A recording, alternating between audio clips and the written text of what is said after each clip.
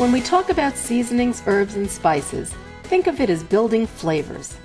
We commonly use 3 of our 5 senses to enjoy a meal: sight, smell, and of course taste. When we see vibrant colored vegetables in a salad, smell the aroma of basil and oregano coming from a tomato sauce, it gives us an idea of how the food will taste. In general, how we perceive tastes like sweet, sour, salty, bitter, or savory are universal. How sweet or how salty something tastes will be different from person to person, but our recipes give us some guidelines. Some dishes can have combinations of these tastes, such as sweet and sour pork. Each of these categories, seasonings, herbs, and spices, all add flavor, but each have different purposes.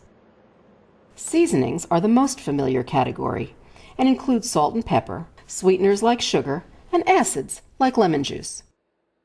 Salt, in moderation, brings out the natural flavors in food. We add it to boiling water to cook pasta because it enriches the flavor.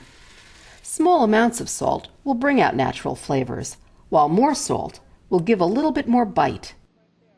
Soup with no salt can taste very bland.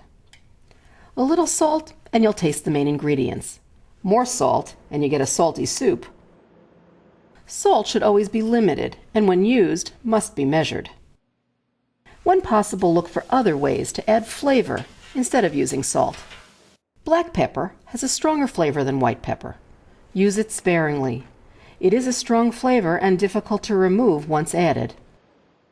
Sweeteners include white and brown sugar, honey, and corn and maple syrups. Moisture can make sugar clump up, so make sure it's fully incorporated when added with other ingredients. Always measure your ingredients.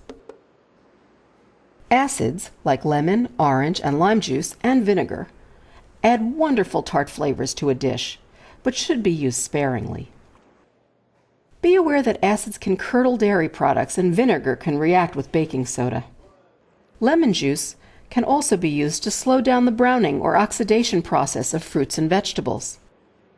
The idea is to work from the foundation of flavor found in the recipe's ingredients and build layers of additional flavor with seasonings. Herbs are leaves and stems from plants and are available fresh or dried. A wide selection of dried herbs are available.